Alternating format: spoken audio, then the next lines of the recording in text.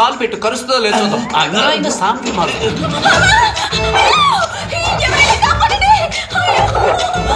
పాపం రా మామ, కుక్క తరుగుతుంది.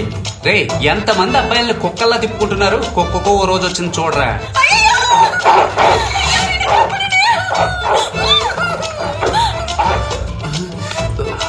మామ ఇప్పుడు బయట జాగ్రత్త. 500 పందెం.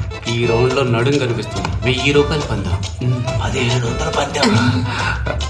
దేని గురించో తెలియకుండా పై పందెం కడుతున్నాడు చూసావా?